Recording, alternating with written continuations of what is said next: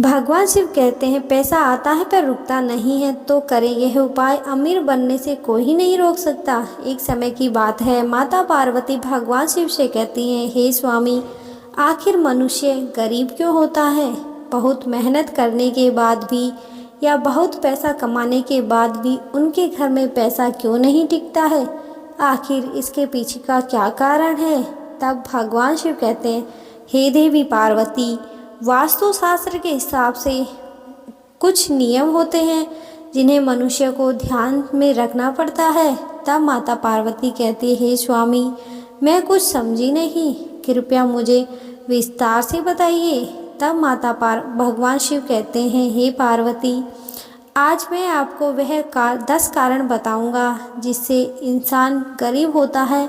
इसलिए आप सभी से मेरा अनुरोध है कि इस वीडियो को ध्यान लगाकर पूरा ज़रूर सुने, आधा अधूरा छोड़कर जाने की गलती ना करें, क्योंकि इसे पूरा सुनने के बाद आपकी ज़िंदगी पहले जैसी नहीं रहेगी। इसलिए इसे पूरा सुने और भगवान शिव का अनादर ना करें।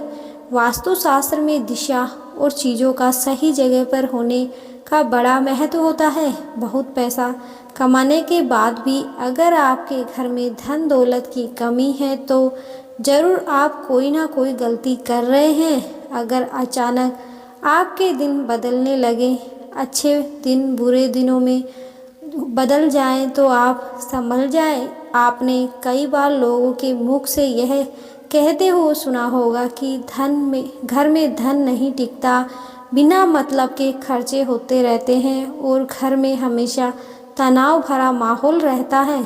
ऐसे में लोग अक्सर खुद की किस्मत को दोष देते हैं, मगर वास्तु के अनुसार घर पर मौजूद कुछ चीज़ें धन हानि व परेशानियों को न्योता देती हैं।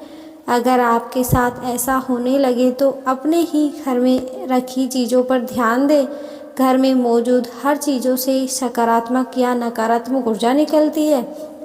ऐसे में इन घरों में रहने वाले लोगों पर इन ऊर्जाओं का असर निश्चित रूप से होता है। सकारात्मक ऊर्जा वाली कोई चीज़ घर में हो तो व्यक्ति को मानसिक, आर्थिक और शारीरिक तीनों तरह की परेशानियों का सामना करना पड़ेगा। ज्योतिष शास्त्र के से लेकर वास्तुशास्त्र में सुख, समृद्धि और सकारात्मकता के लिए कई तरह के नियमों के बारे में विस्तार से बताया गया है। कई लोग वास्तुशास्त्र में बहुत विश्वास करते हैं और अपने घर का सारा सामान वास्तु के अनुसार रखते हैं, जिनका पालन करना बेहद ज़रूरी है।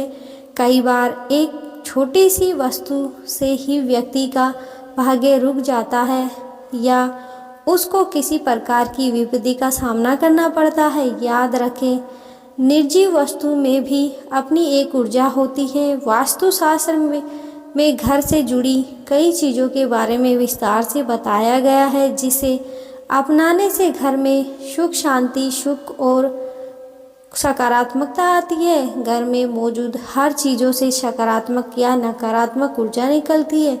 ऐसे में इन घरों में रहने वाले लोगों पर इन ऊर्जाओं का असर निश्चित रूप से होता है।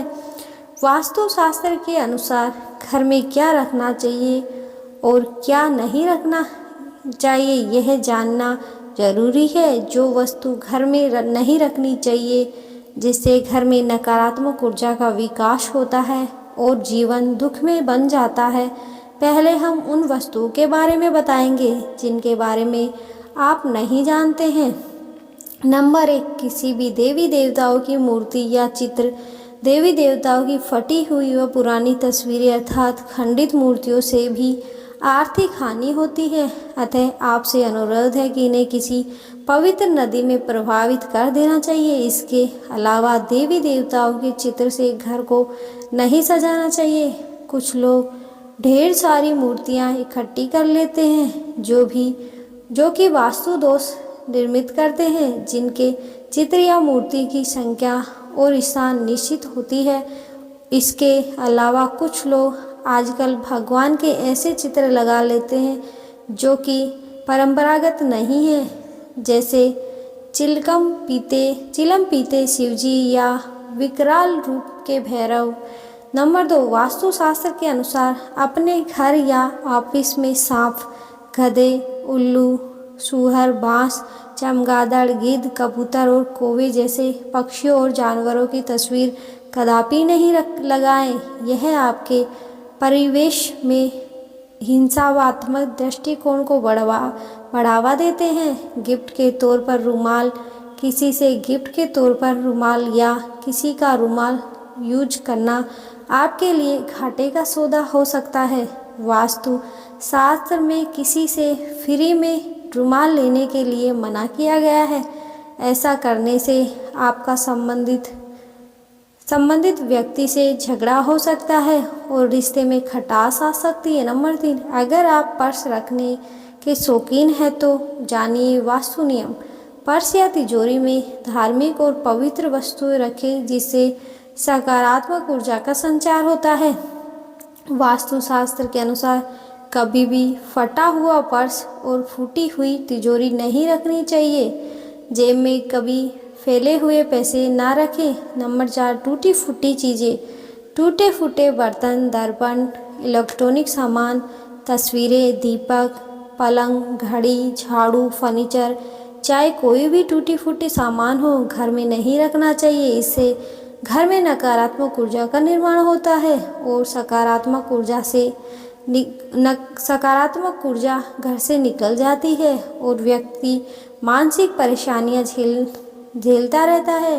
घर में कोई भी टूटा हुआ सामान है तो उसे मरम्मत करवा ले, अन्यथा उसे घर से बाहर फेंक दे। ऐसी वस्तुएं नकारात्मक ऊर्जा पैदा करती हैं। नंबर 5, पूजा के कलश को खाली रखने से भी लगता है वास्तु दोष। पूजा घर में रखे कलश को भी कभी खाली नहीं रखना चाहिए। आपको बता दें कि पूजा घर में रखे कलश में ब्रह्मा, विष्णु और महेश का वास होता है। पूजा कलश का संबंध व्यक्ति के जीवन से है, इसलिए पूजा कलश को कभी भी खाली ना रखें। कलश में गंगा जल जरूर भर कर रखें। इससे घर में सुख समृद्धि आती है और उन्नति प्रगति के सभी द्वार खुल जाते हैं। नंबर 6, सजावटी वस्तुएं या कलाकृतियाँ। कुछ लोग घर को कलात्मक लुक देने के लिए नकली या कांटेदार पौधे लगा लेते हैं। वास्तुशास्त्र के अनुसार घर में कांटेदार पेड़ पौधे ना लगाएं। इससे पारिवारिक संबंधों में भी कांटों की चुभन पैदा होने लगती है, जिससे घर के सभी सदस्यों की मति भ्रष्ट हो जाती है। कई लोग पुराने या फालतू चीज़ों से भी अपना घर सजाते हैं, जो कि ऐसा करना अच्छा नहीं माना जाता। ऐसी वस्तुएं घर में नकारात्मक ऊर्जा को बढ़ावा देती हैं। वास्तु के अनुसार जब घर में नकारात्मक ऊर्जा को बढ़ोतरी होती है तो इसके साथ ही स्वास्थ्य संबंधी समस्याएं भी हो सकती हैं। यदि कलाकृतियों के नाम पर कुछ ऐसी वस्तुएं या पेंटिंग है जिनमें सूखे हुए पेड़ पौधे हो या मानव रहित उजड़ा शहर हो या बिखरा हुआ घर हो, जो माने तो जाती है कलात्मक, लेकिन वास्तुशास्त्र के अनुसार यह सभी नकारात्मक ऊर्जा पैदा करती है। नंबर 7, हानिकारक वस्तुएं। घर में ऐसी कई हानिकारक वस्तुएं होती है जिसे घर में रखते हैं तो घर का वातावरण विषैला बन जाता है। यह स्थूल रूप से स्थायी नहीं देता है, लेकिन हवा का गुणधर्म इससे बदल जाता है। ऐसी कई वस्तुएं हैं जो हमारे घर में आसपास रहती हैं, जैसे यहाँ वहाँ घर में बिखरे ढेर सारी दवाइयाँ, क्लीनर, साबुन, फिनाइल, जहरीले रसायन, कीटनाशक और भी मच्छर मारने की दवा, सभी तरह की हानिकारक वस्तुएं के लिए एक स्थान युक्त हो बाहिए, और वह ऐसा स्थान हो जहाँ पर वह सुरक्षित रखी जा सके। ऐसी वस्तुएं के लिए अलग से लकड़ी या लोहे का एक बॉक्स बनवाएं और उसमें रखें, जो किचन और बच्चों और बेडरूम से दूर हो। वास्तु दोष मिटाने के लिए कपूर रखें। यदि घर के किसी स्थान पर वास्तु दोष निर्मित हो रहा हो तो वहां पर कपूर की 2 टिकियां रख दें। जब वह टिकियां गलकर समाप्त हो जाएं, तब दूसरी 2 टिकियां रख दें। इस तरह बदलते रहेंगे तो वास्तु दोष निर्मित नहीं होगा। जी हाँ दोस्तों, अब नंबर 8, मकड़ी कम जाला। घर में बनने वाले मकड़ी के जाले को तुरंत हटा दें, इससे आपके अच्छे दिन बुरे दिनों में बदल सकते हैं। ध्यान से देखने पर मकड़ी का जाल घर के कोने कोने में रहता है और इसे हटाना ज़रूरी है। कुछ लोग जाल को हटाने से डरते हैं क्योंकि इससे किसी के घर को तोड़ने का आभास होता है, लेकिन इसे तोड़ना ज़रूरी है क्योंकि मकड़ी का जाल रहने के लिए नहीं बल्कि शिकार को फंसाने के लिए बनाती है। अतः माना जाता है कि घर में मकड़ी का जाला होना अनुचित है। माचिस अग्नि का प्रतीक है, ऐसे में किसी से माचिस लेना मतलब घर में अशांति फैलानी है। फ्री में माचिस लेने से घर के सदस्यों के मन में क्रोध पैदा होता है और अशांति का माहौल बना रहता है। नंबर 9, पत्थर नग। आपने देखा होगा कि कई लोग आपसे घर में अनावश्यक पत्थर नग, अंगूठी, ताबीज या अन्य इसी तरह के सामान घर में कहीं रखकर भूल जाते हैं या छोड़ देते हैं, या मालूम नहीं रहता कि कौन सा पत्थर या नग फ़ायदा पहुंचा रहा है और कौन सा पत्थर या नग नुकसान पहुंचा रहा है। इसलिए इस तरह के सामान को घर के बाहर निकाल दें। वास्तुशास्त्र के अनुसार एक छोटा सा पत्थर भी आपके भाग्य को दुर्भाग्य में बदलने की क्षमता रखता है। यदि यह घर में रखा है तो इसकी ऊर्जा धीरे धीरे आपके घर के वातावरण को बदल कर रख देगी। नंबर 10, सोफ़ा, कुर्सी और टेबल। घर में टूटी हुई कुर्सी, टेबल पड़ी है तो उसे तुरंत घर से हटा दें या उसे मरम्मत करवा दें। यह आपके पैसों और तरक्की को घोल देती है। सोफ़ा, कुर्सी और टेबल कैसी हो, इसका भी वास्तु दोष होता है। यह भले ही सुंदर और साफ हो, लेकिन कभी कभी उनकी बनावट या आकार प्रकार भी घर में नकारात्मक ऊर्जा का विकास करती है। इसलिए किसी वास्तुशास्त्र के जानकारों से पूछकर ही यह चीज़ें खरीदें। घर का दरवाज़ा दक्षिण की तरफ है तो वास्तु दोष लगेगा। यदि आपका घर दक्षिण मुखी है तो आप सबसे पहले घर के सामने द्वार से 2 गुनी दूरी पर नीम का एक पेड़ लगाएं। दूसरा यह है कि द्वार के ऊपर पंचमुखी हनुमान जी का चित्र लगाएं। आदम का तर्पण भी लगा सकते हैं। मुख्य द्वार के ऊपर पंच धातु का पिरामिड लगाने से भी वास्तु दोष समाप्त होता है। परापोष जी की पत्थर की मूर्ति बनवाएं जिसकी पीठ आपस में जुड़ी हो। इस जुड़ी हुई गणेश प्रतिमा को मुख्य द्वार के बीचों बीच चौखट पर फिक्स कर दे ताकि एक गणेश जी अंदर को देखे और एक बाहर को। वास्तु दोष को जड़ से खत्म करने के लिए सुंदरकांड या रामचरितमानस का पाठ करवाएं। घर के वास्तु दोष को दूर करने के लिए समय समय पर रामचरितमानस का पाठ या सुंदरकांड का पाठ करवाते रहें।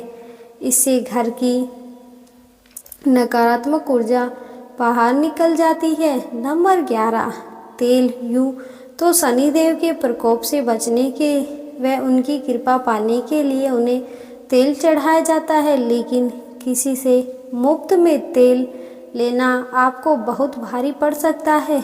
ऐसा करने से आपको आर्थिक तंगी का सामना करना पड़ सकता है।